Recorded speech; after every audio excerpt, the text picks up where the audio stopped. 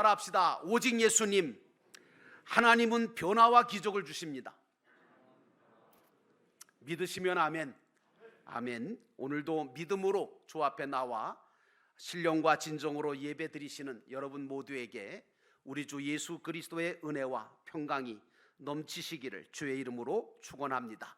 오늘 말씀의 제목은 마라의 기적이다 라고 하는 제목으로 말씀을 나누고자 합니다. 지난주 주일 설교를 기억하십니까? 지난주 우리는 하나님께서 믿음의 사람 모세를 통해서 홍해바다를 길을 내시고 이스라엘 백성들을 마른 땅처럼 건너게 하신 놀라운 역사에 대해서 말씀을 들었지요. 그런데 그 말씀의 뒤를 이어서 오늘 본문의 말씀을 잡았는데, 그런 큰 홍해바다가 갈라지고 그리고 길도 없는 그 바다 한가운데 하나님이 내신 당신의 길을 내심으로 기적같이 그 홍해바다를 건넜던 그 체험을 한 이스라엘이 이제 홍해바다를 건너서 감격을 가지고 수르 광야길로 들어섭니다.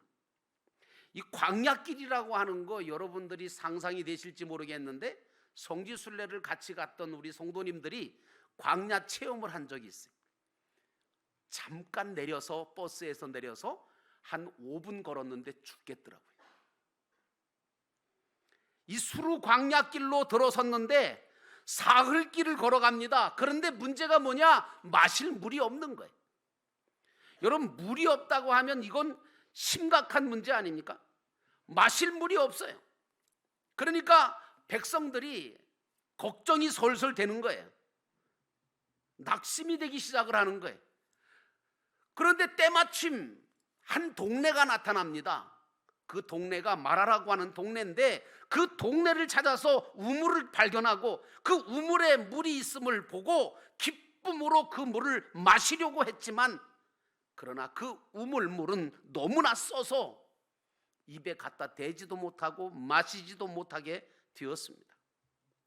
자, 이런 광야길, 수르광야 사흘길을 걸어가다가 물을 찾아서 물을 마실 물이 없게 되고, 그리고 겨우겨우 찾은 그 우물, 마라의 우물을 쓴 물로 가득 차 있는 것을 보게 된 이 어려움이 계속되는 사건 가운데 이 이스라엘 백성들은 지도자 모세를 향하여 원망하기 시작합니다. 사람들은 무엇이 잘 안 되면 지도자를 향하여 원망을 하죠. 그러나 여러분, 광야 인생길에는 누구나 다 사흘길을 걸어갈 때가 있고요, 목마를 때도 있고요, 이런저런 일로 낙심과 절망하기 쉬운 그런 사건들이 있습니다.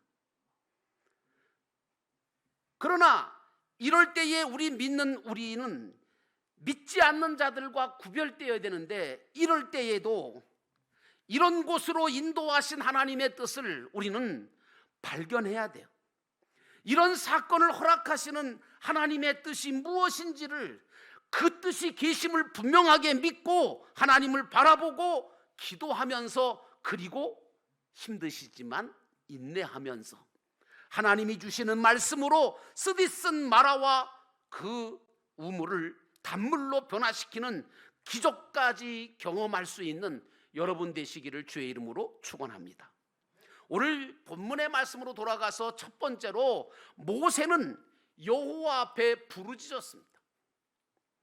25절에 모세가 여호와께 부르짖었더니 여호와께서 그에게 한 나무를 가리키시니 그가 물에 던지니 물이 달게 되었더라. 거기서 여호와께서 그들을 위하여 법도와 율례를 정하시고 그들을 시험하실세라고 말씀에 나와 있습니다. 여러분, 에레미야 33장 2절과 3절 말씀을 많이 애독하시고 암송하실 겁니다. 이를 지어 성취하시는 여호와, 그것을 만들어 성취하시는 여호와, 그의 이름을 여호와라 하는 이가 이와 같이 이르시도다. 내게 부르짖으라. 내가 내게 응답하겠고 내가 알지 못하는 크고 은밀한 것을 내게 보이라고 말씀하셨습니다. 여러분은 그러므로 우리 믿음의 사람들은 어떤 것도 기도보다 앞서면 안 됩니다. 세상 일은 몰라도 하나님의 일은 기도로 시작해야 되고 기도로 진행해야 하고 기도로 마쳐야 합니다. 왠지 아십니까? 영적인 일이거든요. 그렇기 때문에 그 일에는 사단의 역사가 일어날 수도 있고 아니면 인간적이고 세상적인 방법이 들어와서 그 일이 하나님의 영광을 드러내는 것이 아니라 오히려 하나님의 영광을 가리게 되기도 하고 잘못되기 쉽기 때문에 우리 믿는 자들은 기도가 최우선 되어야 합니다. 우리는 나에게 주어진 모든 일들이 주님이 주신 일이라고 믿고 있습니다. 또 주님을 위한 일이라고 생각하고 최선을 다해 살아가야 합니다. 그런데 그러기 위해서 가장 중요한 것은 하나님 앞에 믿음으로 기도하면서 감당해야 한다는 것입니다. 그래야 하나님께서 도우시는 역사가 일어나는 거죠. 그래야 하나님의 역사가 나타나고 기도할 때 내가 상상도 못할 지혜와 방법이 하나님께로부터 오게 되어지고 결과가 나타나기 때문입니다. 그래서 성경은 말합니다. 너희에게 지혜가 부족하거든 후히 주시고 꾸짖지 아니하시는 너희 아버지께 구하라. 사랑하는 성도 여러분, 하나님은 기도하는 자를 통해서 역사하신다는 걸 결코 잊지 마시기를 주의 이름으로 축원합니다. 오늘 이스라엘 백성들은 낙심하고 원망했습니다. 그래서 모세를 향하여 원망했지만 모세는 그 자리에 엎드려서 부르짖어 기도합니다. 왜? 모세는 이런 상황을 주신 분도 여호와라고 믿었기 때문이고 이 모든 것을 해결하실 분도 하나님이시라고 알고 믿고 있었기 때문에 하나님 앞에 무릎을 꿇은 겁니다. 모세가 여호와께 부르짖었더니 하나님께서는 응답하셨습니다. 그리고 모세에게 한 나무를 보게 하시고 그 나무를 가르쳐 주셨습니다. 하나님은 당신을 믿고 기도하는 자에게 반드시 응답을 주시는 분이시죠. 여러분, 오늘 본문의 말씀을 보면서 여러분들은 이스라엘 백성이 되기보다는 모세가 되시기를 주의 이름으로 축원합니다. 모세는 하나님이 가르쳐 주시는 나무를 바라보고 그것을 마라에 쓴 우물 속에 던졌습니다. 그러자 놀라운 일이 벌어졌죠. 뭐냐 하면 방금 전까지만 해도 써서 입도 될 수 없었던 그 마라에 쓴 물이 오히려 달아져서 먹을 수 있는 물이 되었다는 사실입니다. 여러분, 믿음의 기도는 이처럼 우리가 상상도 못할 변화와 기적을 가져옵니다. 오늘도 하나님은 우리가 하나님 앞에 엎드려 기도하면, 마라에 쓴 물 앞에 기도하면 하나님께서 그 마라에 쓴 물을 변화시키시는 역사를 지금도 일으키시는 줄로 믿습니다. 그러므로 사랑하는 성도 여러분, 하나님은 기도하는 자를 통해서 역사하십니다. 어떤 분은 그래요. 기도한다고 뭐가 돼요? 기도 없이 되나 보세요. 기도 없이 된 일들은 결코 우리의 인생에 유익이 되지 못합니다.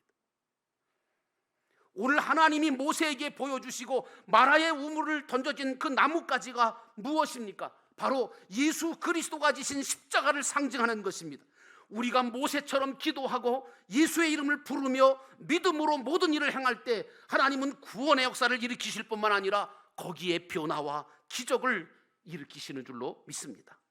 그래서 사도 바울은 로마서 12장 1절과 2절에 이렇게 말합니다. 너희는 이 세대를 본받지 말고 오직 마음을 새롭게 함으로 변화를 받아라.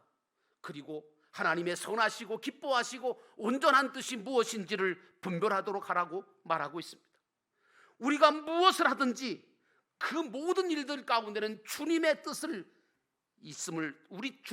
있음을 기억하고 주님의 뜻을 먼저 살피시고 그 다음에 주님을 위해서 일하고 주님의 이름으로 기도하고 주님의 이름으로 나아가면 하나님은 모든 것에 대해서 책임져 주실 뿐만 아니라 당신의 영광을 우리에게 나타내십니다. 여러분, 지난주에 말씀드린 것처럼 홍해바닥, 그 바닥 가운데 하나님의 길이 있을 줄 누가 알았습니까? 나는 여러분들이 인생이 그런 하나님의 길을 발견하게 되시기를 주의 이름으로 축원합니다. 그러므로 사랑하는 성도 여러분, 하나님은 기도하는 모세, 기도하는 성도를 통해서 역사하십니다. 두 번째로 하나님은 치료하시는 여호와시라고 하는 사실입니다. 26절에 보니까 내가 내가 애굽 사람에게 내린 모든 질병 중 하나도 너희에게 내리지 아니하리니 나는 너희를 치료하는 여호와임이라 하고 말씀하십니다. 사실 마라라고 하는 샘물은 원래부터 쓴물이었을까요? 전 그렇게 생각되지 않습니다. 원래부터 쓴물이 어디 있어요? 원래부터 쓴물은 아니었을 겁니다. 그동안 오랜 세월을 지나면서 그 우물에 들어가지 말아야 될 것들이 들어가고 오염되었기 때문에 점차 그 물이 쓴물로 변질되었을 것이라는 것입니다. 26절에 보니까 하나님은 이런 말씀하십니다. 만일 너희가 나 여호와의 말을 듣고 순종하고 내가 보기에 의를 행하며 내 계명에 귀를 기울이고 내 모든 규례를 지키면 질병 중 하나도 내리지 않겠다, 이렇게 말씀하시는 걸 보면 마라의 샘물이 쓴물이 된 이유를 알 수 있는데, 그것은 뭐냐 하면 여호와의 말씀에 순종하지 않았기 때문이고 의를 행하기보다는 불의를 행했기 때문이고 주님의 계명과 규례를 듣지 않고 지키지 않다가 결국에는 마라의 쓴물이 되었다는 것입니다. 마라의 쓴물은 바로 오늘날 우리의 모습, 우리 교회의 모습이 아닐까, 그런 생각을 해봤습니다.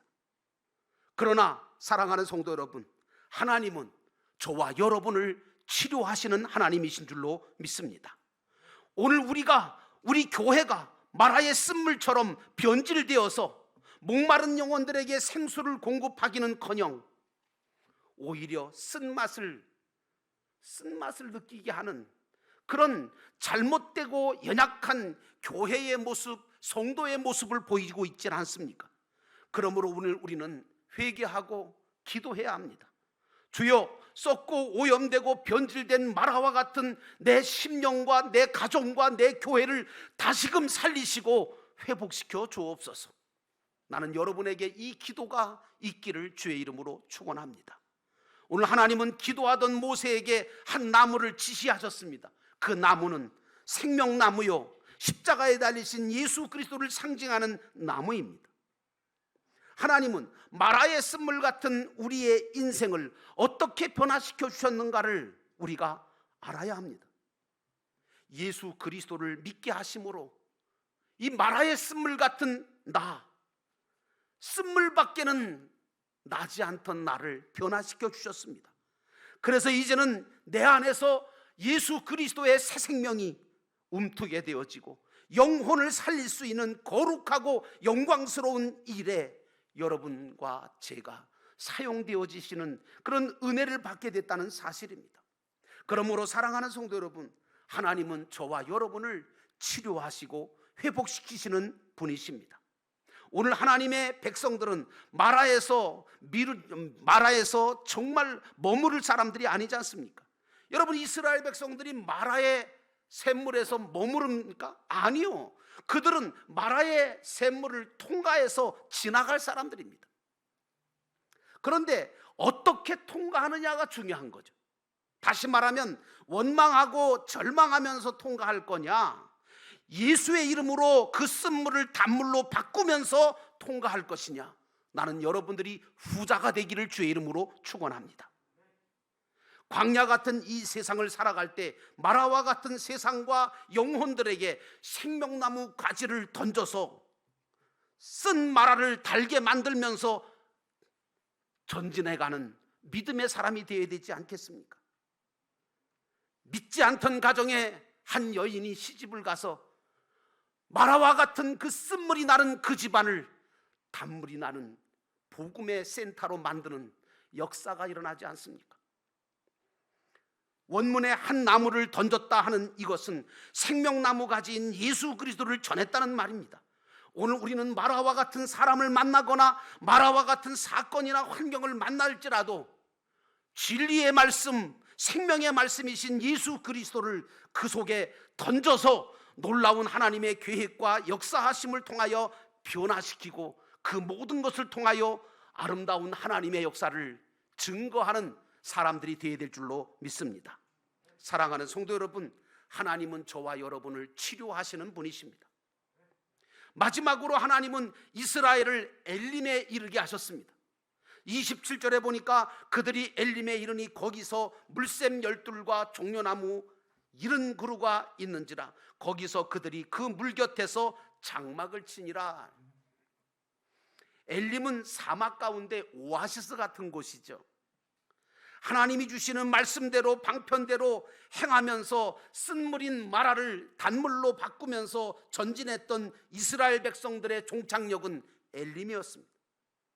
이곳은 물샘 12개와 종려나무 70주가 있는 곳으로서 하나님이 예비해 두신 곳이었습니다. 이 엘림에서는 하나님께서 주시는 쉼이 있고 새 힘을 얻는 곳이며 새로운 소망을 얻는 오아시스 같은 곳이 바로 엘림입니다. 여러분, 영도교회가 엘림 같은 교회가 되어야 되지 않겠습니까? 이제 우리 영도교회는 엘림과 같은 교회가 되어서 세상길 인생길, 그래서 쓴물을 경험하고 지치고 힘든 영혼들이 주님 주시는 평안을 맛보고 시원한 생수와 같은 말씀을 듣고 그리고 새 힘을 얻는 거룩한 교회로 만들어갈 수 있도록 기도하시며 협력하시기를 주의 이름으로 축원합니다.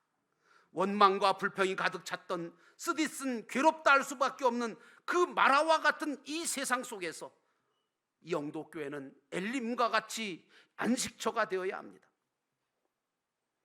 나는 여러분들이 이곳에서 하나님 앞에 예배드리다가 하나님이 주시는 안식과 하나님이 주시는 정말 종려나무 70그루와 물샘 12과 같은 그런 놀라운 역사를 경험하게 되시기를 주의 이름으로 축원합니다. 사랑하는 성도 여러분, 하나님은 우리를 지금도 인도하고 계십니다. 우리는 또 하나님께서 최고의 사랑과 최선의 뜻을 가지고 우리를 인도하신다는 것을 믿어야 합니다. 가장 좋은 것으로 예비하시고 계셨다는 것도 아셔야 합니다.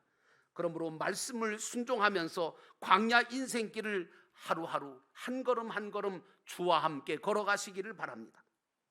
하나님께서는 이스라엘을 마라에 두지 않으셨습니다. 엘림으로 인도해 주셨습니다. 그러므로 저와 여러분은 인생길에서 마라를 만난다 할지라도 그 만나가, 그 마라가 영원한 곳이 아니고 내가 거기서 머무를 것이 아니라 언젠가 우리 주님께서는 나를 생명나무이신 예수 그리스도를 의지하여 통과하기만 하면 나를 엘림으로 인도하실 거라는 그 믿음과 그 소망을 갖게 되시기를 주의 이름으로 축원합니다. 주 하나님께서는 당신의 백성을 사랑하심으로 먹이시고 입히시고 길러주실 뿐만 아니라 두려울 때 힘을 주시고 용기를 주시고 약할 때 강하게 하시는 하나님이십니다. 그러므로 우리는 평강의 찬송을 부를 줄 알아야 돼요. 평강의 찬송. 여러분, 평강의 찬송이란 무엇입니까? 감사하고 좋고 일이 잘 풀리고 형통할 때만 찬송하는 그 찬송이 아니고 어렵고 힘들고 정말 안타깝고 슬프고 그래도 언제 어디서나 하나님을 찬양하는 그 찬양이 평강의 찬양인 줄로 믿습니다.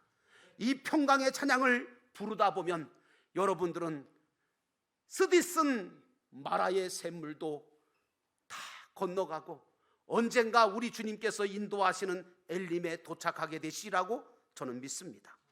하나님께서는 분명 우리가 당신의 주신 말씀대로 믿음으로 행하면 반드시 형통한 길을 열어주시고 모든 것을 합력하여 선을 이루실 뿐만 아니라 가장 안전하게 가장 평안한 엘림에 도착하도록 인도하신다는 사실입니다. 지금도 힘들고 어려워도 이제 저와 여러분은 마라를 통과하여 언젠가 하나님의 인도하심으로 엘림에 도착하게 되시기를 주의 이름으로 축원합니다. 그때의 여러분은 하나님이 주시는 그 장막에서 엘림의 기쁨과 안식을 누리게 되며 하나님을 찬양하게 될 줄로 믿습니다. 여러분들이 신앙생활하는 이 교회 안에 종려나무 70그루와 같은 정말 어린 자녀들이 길러지고 12샘이 파는, 그래서 모든 양떼가 풍성하게 은혜를 받는 복된 역사가 예배 가운데 그리고 여러분이 모임 가운데 함께 하시기를 주의 이름으로 축원합니다.